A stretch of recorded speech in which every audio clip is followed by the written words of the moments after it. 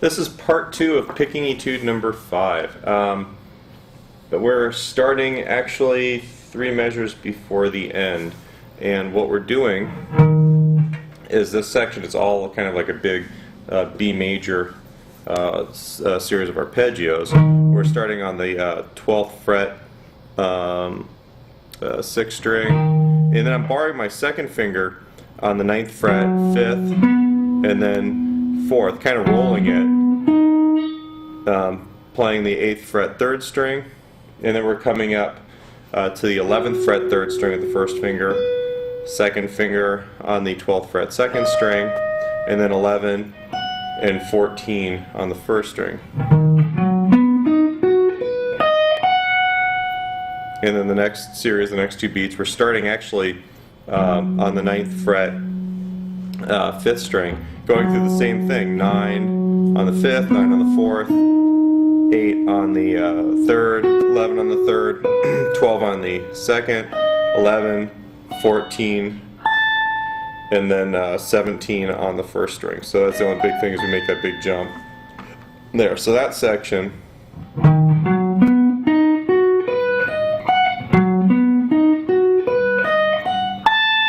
Then we come to the 3rd in the series of arpeggios. We're starting here on the 14th fret, 5th string, going 14, 13 on the 4th, 11 on the, 3rd, 12 on the 2nd, and then 11 on the 1st, and then we're going back down, 12 on the 2nd, 11 on the 3rd. So we're going up, oops.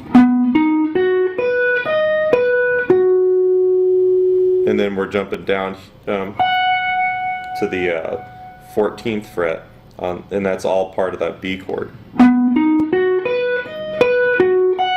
Then we move the whole thing down. Notice that my hand moves down as a unit, and we're basically playing an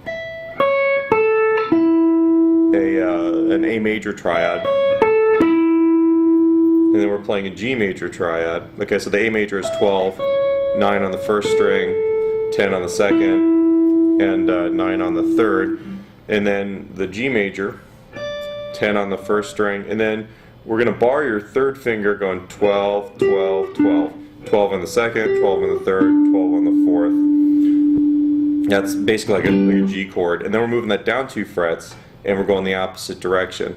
10th on the 4th, 10th on the 3rd, 10th on the 2nd, 8 on the 1st. So we're going with the A, and then the G, that's the F.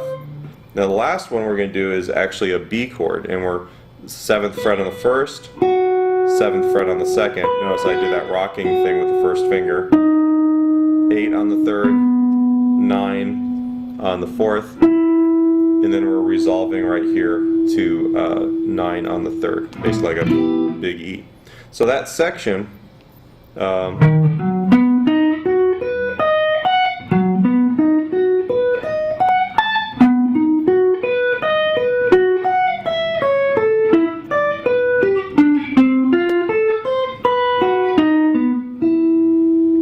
there you go. Now, part of the deal with doing these picking etudes, and the reason why I want them all alternate picked, is because, you know, if you kind of get into this like feeling of perpetual motion where you're constantly picking 16th notes in time, you're going to be able to pick rhythms that aren't constant 16th notes in time better, because you're always feeling that subdivision. Being able to do this with the metronome and being able to do this completely alternate picked, that's really the only way to get anything out of these exercises, any of these picking etudes. If you don't do it in time slow, anything you do at a fast tempo is not going to have very much control. It's just not going to be accurate or sound right. So, okay, let me take one more whack at this. Actually, I'm going to crank the metronome up a little bit. There we go. 1, 2, 3, 4.